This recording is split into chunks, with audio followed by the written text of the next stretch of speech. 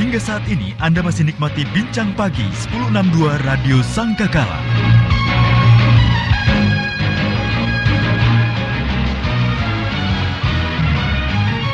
Dari Gereja Sangkakala Surabaya 1062 The Voice of Love. Shalom, selamat pagi kekasih Tuhan.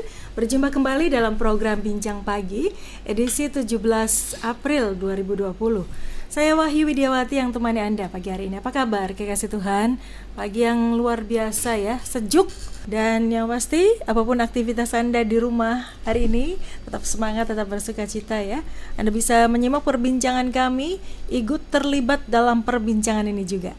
Pagi hari ini Pendeta Mesak Moy siap berbagi dengan Anda. Selamat pagi Pak Mesak. Selamat pagi Mbak Wahyu. Apa kabar Pak? Puji Tuhan, baik-baik Mbak Wahyu. Puji Tuhan ya. Walaupun baru sembuh dari tipes ya Pak ya, tapi puji Tuhan hari ini bisa ada. Puji itu Tuhan. Karena kemurahan Tuhan. Iya. Jadi memang baru suruh istirahat ini ya. Oh ya, jadi puji Tuhan juga pas suruh stay at home, jadi ya baguslah, benar-benar istirahat ya. Dipaksa ya, istirahat karena ya. kalau enggak masih beraktivitas kumat lagi. Jadi corona ini ada positifnya juga kan. Stay home ini ada positifnya juga. Asal kita bisa melihat dari sisi yang positif, pasti iya. segala sesuatu itu ada apa ya istilahnya, ada positifnya lah ya. Karena tergantung kita, cara pandang kita. Bisa dalam satu kasus, satu masalah, tergantung kita mau ngambil, kita mau mengucap syukur atau kita bersungut-sungut. Itu kan bisa dalam satu situasi, dalam satu kondisi, dalam satu masalah, ya kan? Ini contoh aja, Mbak Wahyu. Misalnya ya kita berkendaraan sepeda motor ya, tiba-tiba kita kecelakaan misalnya. Lalu pada saat yang sama ada mobil apa truk atau apalah bus ada datang, dan itu selisih jarak dengan kita itu mungkin hanya 5 meter hanya mungkin 2 meter atau 1 meter, ya kan?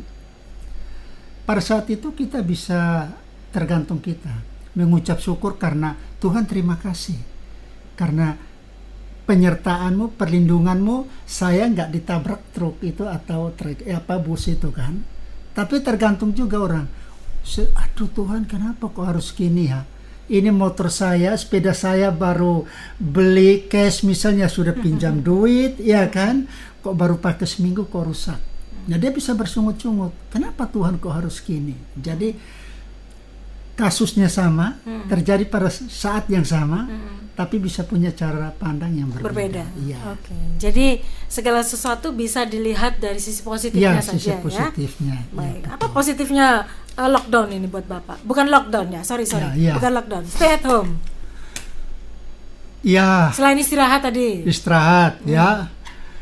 Dan juga ini secara pribadi ya. Karena nggak kemana-mana. Saya ya bersama keluarga kan corona negatif, tapi puji Tuhan istri saya positif ternyata. Jadi sudah nambah lagi. Nambah lagi. Jadi 3 orang ya. Ya 3 orang. Wah, memang Tuhan. Rencananya tambah lagi. Sampai berapa? 11? Ya kalau Tuhan izinkan. Jadi nanti ada kesebelasan gitu ya. Tapi karena saya masih berpegang pada pikiran-pikiran pandangan orang tua. Banyak anak banyak rezeki. Iya, banyak anak banyak rezeki. Percayalah bahwa tidak ada sesuatu pun yang terjadi secara kebetulan. Iya kan? Ya. Jadi kok bisa jadi lagi, kok bisa jadi kan Tuhan yang kasih. Kalau memang Tuhan kami izinkan menghendaki, pasti akan terjadi. Jadi. Kalau Tuhan izinkan terjadi, Tuhan juga sudah persiapkan semuanya. Iya kan? Amin. Ya, Amin. Haleluya. Baik, yang pasti kekasih Tuhan, pagi hari ini selalu ada sisi positif dari setiap hal yang kita hadapi, termasuk ketika Anda harus di rumah saja. Coba lihat sisi positifnya. Hari ini lagi banyak orang yang akhirnya tidak hobi masak pun dipaksa masak. Paksa masak, betul. Bikin kue. Karena di rumah nggak ada kegiatan. Jadi ya ternyata tiduran orang berpikir, kok kerja capek ya, enak tidur ya. Ternyata tidur terus juga malah lebih capek lagi ya. Ya, kira-kira apa yang nggak bisa buat capek Mbak Wahyu? Ada humor yang sering berseliweran di media sosial tuh Pak. Dulu saya bercita-cita saya tuh kerja, kemudian setelah kaya saya bisa bersantai, berleha-leha. Sekarang semua langsung sudah bisa saya nikmati, bisa berleha-leha. Sayangnya belum kaya. Saya ketawa baca begitu. Ya juga ya. Tidur-tiduran ya, cuma enggak kaya-kaya ya. Belum kaya sudah kesampaian. Oke, baik. Just joking kekasih Tuhan ya. Yang pasti pagi hari ini Pak Mesak ingin mengajak kekasih Tuhan berbincang satu topik perbincangan, mata Tuhan tertuju. Iya. Kenapa tertarik dengan topik ini?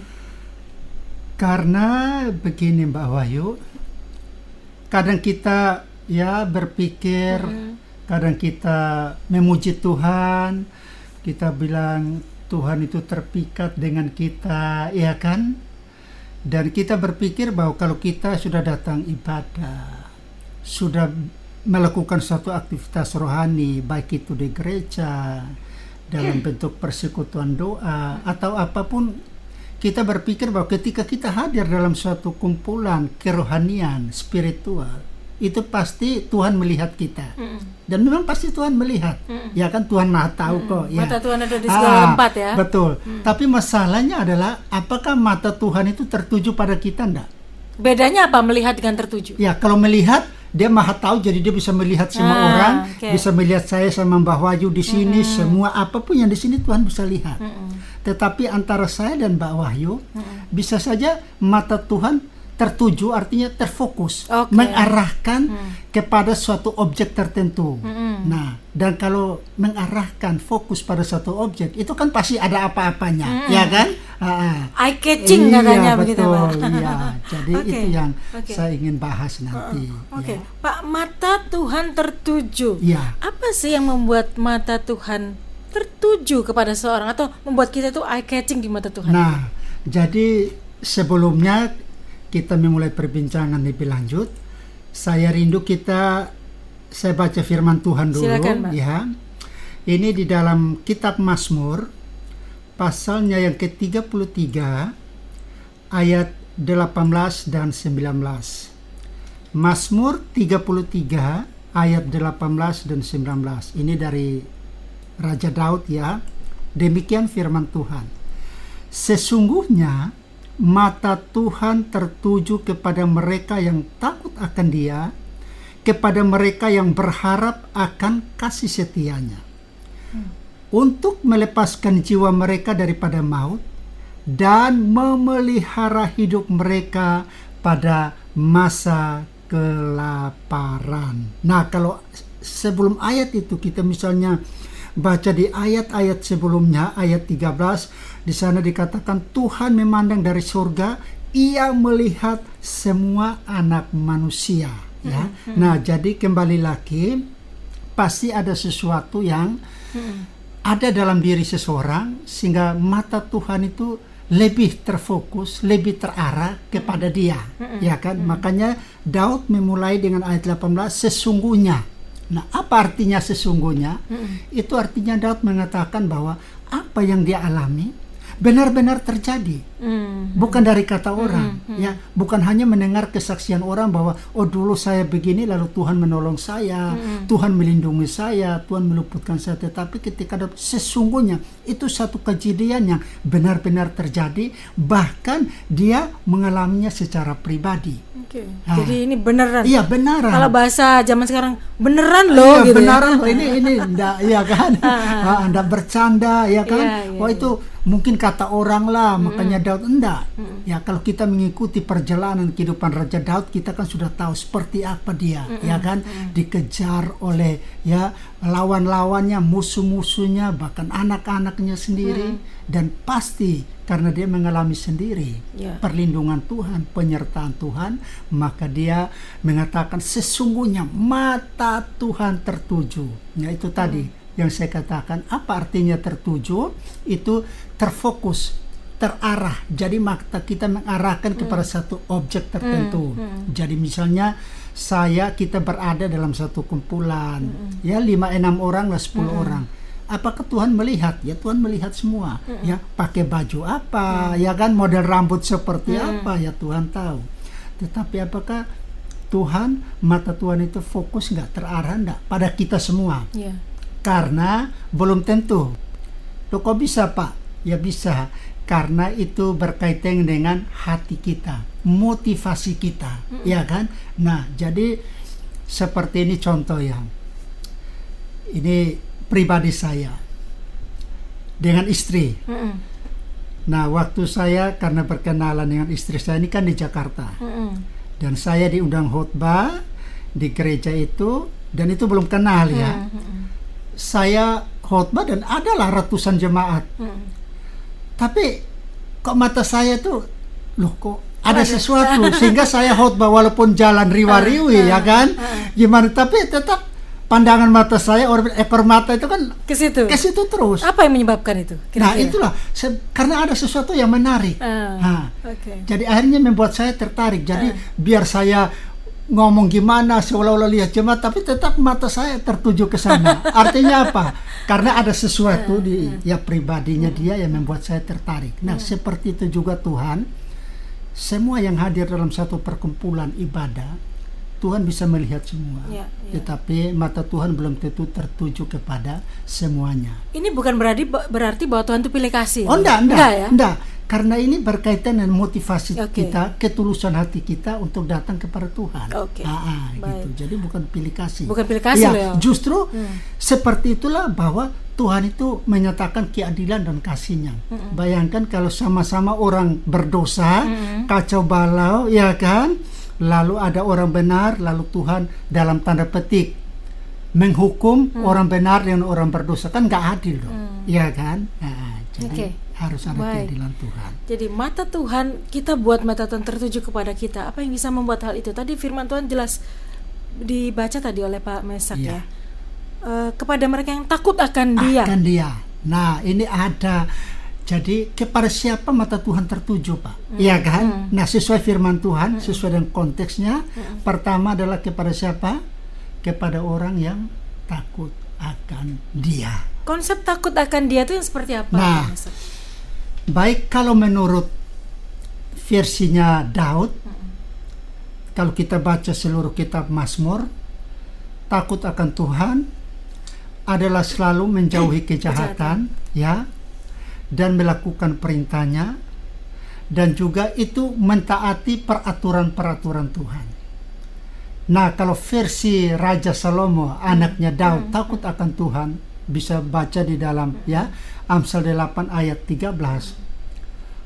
Orang yang takut akan Tuhan, orang yang rendah hati, orang yang tidak suka berbohong, orang yang hidup di dalam kebenaran, itu orang yang takut akan Tuhan.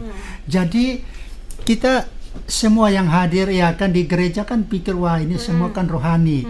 Iya kan pandangan manusia kita ya kan semuanya wah ini pasti. Tapi dengan fakta yang kita lihat saja, ya bukan menghakimi, tapi ini satu fakta.